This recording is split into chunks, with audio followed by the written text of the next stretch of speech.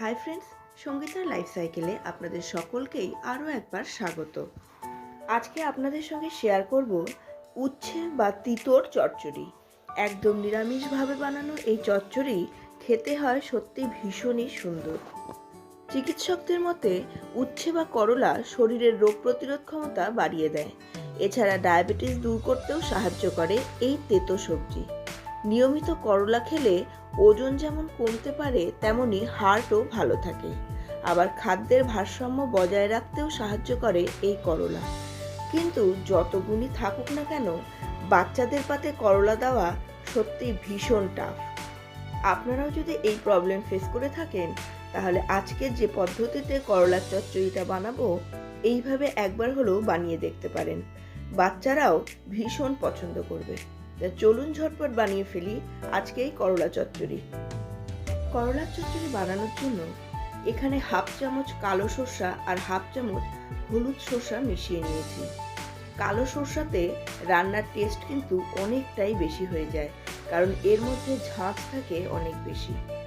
এখানে নিয়েছি পোস্ত 2 চামচ, হাফটা লেবু নিয়েছি, 3টে কাঁচা লঙ্কা নিয়েছি আর কিছুটা আদা নিয়েছি। মিডিয়াম সাইজের 2টো টমেটোকে ডুমো ডুমো করে কেটে নিয়েছি। করলার চচ্চড়িতে টমেটো কিন্তু ভীষণ ভালো লাগে। এছাড়া নিয়েছি হাফ কাপ দুধ। করলার চচ্চড়ি দুধে যদি বানান তাহলে দেখবেন এর টেস্ট অন্যরকম হয়ে যায়। আমি তো তিতো চচ্চড়িতে বেশিরভাগ সময়ই দুধ ব্যবহার করি জলের পরিবর্তে। এতে সত্যিই এই চচ্চড়ির টেস্ট অনেকটাই বেড়ে যায়। এখানে আলুটাকে একটু মোটা মোটা করে কেটে নিয়ে ভালোভাবে ধুয়ে জলে ভিজিয়ে রেখে দিয়েছি। আপনারা যদি এইভাবে জলে ভিজিয়ে ফ্রিজের মধ্যে রেখে দেন, আলু সারা রাতেও কিন্তু কালো হবে না।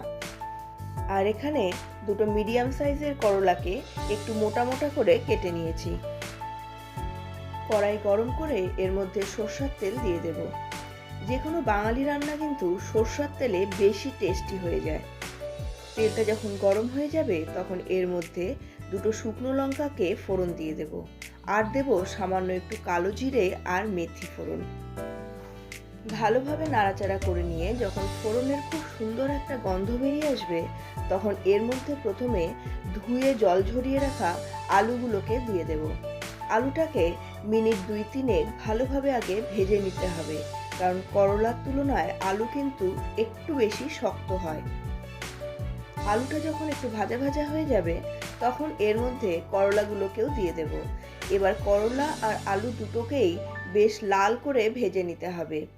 ভাজাটা যদি ভালো হয় তাহলে সবজির টেস্ট কিন্তু অনেকটাই বেড়ে যায়, কারণ দেখবেন যখন কোনো সবজি ভালোভাবে ভাজা হয় তখন ভাজার একটা খুব সুন্দর গন্ধ বেরিয়ে আসে, এবং সেক্ষেত্রে যে কোনো সবজি আপনি বানান না কেন, সেই সবজির টেস্টও কিন্তু অনেকটাই বেড়ে যাবে। আলু আর করলাটা বেশ ভালোভাবে লাল করে ভেজে নিয়ে এবার এর মধ্যে দিয়ে দেব সামান্য পরিমাণ লবণ ও হলুদ। লবণ আর হলুদ দেওয়ার পরে আরও এটাকে মিনিট 4-5 জন্য ভেজে নেব। তবে হ্যাঁ, এবার কিন্তু গ্যাসের ফ্লেমটা একটু কম করে দেবেন, না হলে এগুলো একদম ক্রিস্পি হয়ে যাবে। আলু আর করলাটা যখন 95% ভাজা হয়ে যাবে, তখন এর মধ্যে ডুমো করে কেটে রাখা টমেটোগুলোকে দিয়ে দেব। টমেটোটা আগে দিলে আলু করলার সঙ্গে ভাজা হতে হতে টমেটোগুলো একদমই গলে যাবে, আর এখানে আমি টমেটোগুলোকে গলাবো না। ভালোভাবে ভাজা হয়ে গেলে এবার এর মধ্যে পেস্ট করে রাখা সরষা পোস্তটা দিয়ে দেব। তিতো চচ্চড়িতে খুব বেশি ঝাল কখনোই করবেন না। ঝাল হয়ে গেলে কিন্তু তিতো চচ্চড়ি দেখবেন একদমই খাওয়া যায় না। করলাগুলো ভাজতে ভাজতে কিন্তু অলরেডি সেদ্ধ হয়ে গেছে। সমস্ত মশলার সঙ্গে ভালোভাবে মিশিয়ে নিয়ে এবার এখানে জলের পরিবর্তে দিয়ে দেব ওই হাফ কাপ দুধ, আর একদম লো ফ্লেমে দুধটাকে শুকিয়ে নেব। করলা রান্নাতে জলের পরিবর্তে এইভাবে দুধ ব্যবহার করে দেখবেন, সত্যি করলার টেস্ট অনেক অনেক অনেক গুণ বেড়ে যায়। যারা আজ পর্যন্ত এইভাবে দুধ দিয়ে করলা রান্না করেননি, আমি তাদেরকে বারবার বলবো একবার হলেও করলা রান্না করার সময় এইভাবে দুধ ব্যবহার করে দেখুন। একবার যদি এইভাবে রান্না করেন তাহলে দেখবেন বারবার বা যতবার করলা রান্না করছেন ততবার এইভাবেই রান্না করছেন। মিনিট 5 এইভাবে ঢেকে করলাটাকে বাকিটা সেদ্ধ করে নেব। এরপর ঢাকনা সরিয়ে এটাকে ভালোভাবে নেড়েচেড়ে সম্পূর্ণ দুধটাকে শুকিয়ে নেব।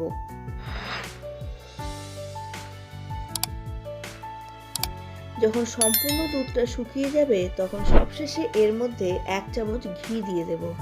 এবার আবার খুব ভালোভাবে নেড়ে নিয়ে গ্যাসের ফ্লেমটাকে অফ করে এটাকে আরও মিনিট 5 জন্য ঢেকে রেখে দেব। আমার করলার চচ্চড়ি রান্না কিন্তু কমপ্লিট। এবার চলুন এটাকে সার্ভ করে নিই। এই রকম করলার চচ্চড়ি গরম ভাতের সঙ্গে অপূর্ব লাগে খেতে। আপনারা একবার হলেও রেসিপিটাকে ট্রাই করে দেখতে পারেন। আর এই রেসিপিটা আপনারা যদি কখনো বাড়িতে বানান তাহলে দেখবেন গরম ভাতের সঙ্গে এই রেসিপিটা থাকলে অন্য কোনো কিছুরই প্রয়োজন পড়ছে না। আর আপনার বাড়ির বাচ্চারাও এইভাবে করলার চচ্চড়ি বানালে চেটে পুটে খেয়ে নেবে। দেখুন বন্ধুরা, এটা দেখতেই কত সুন্দর হয়েছে, আর এটা খেতে যে কতটা সুন্দর হয়েছে সেটা জানতে গেলে আপনাকে অবশ্যই বাড়িতে একবার হলেও এই করলার চচ্চড়িটাকে ট্রাই করে দেখতে হবে। আশা করছি আমার আজকের এই রেসিপিটা আপনাদের ভীষণ পছন্দ হয়েছে। যদি ভালো লেগে থাকে তাহলে একটা লাইক অবশ্যই করে দেবেন। আর চ্যানেলে নতুন হলে চ্যানেলটাকে সাবস্ক্রাইব করতে কিন্তু ভুলবেন না।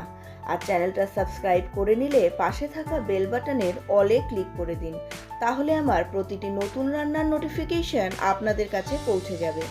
আপনাদের সঙ্গে দেখা হচ্ছে পরবর্তী আরেকটি নতুন ধরনের রান্নার ভিডিও নিয়ে। ততক্ষণ সুস্থ থাকুন, ভালো থাকুন এবং রেসিপিগুলোকে অবশ্যই বাড়িতে ট্রাই করুন।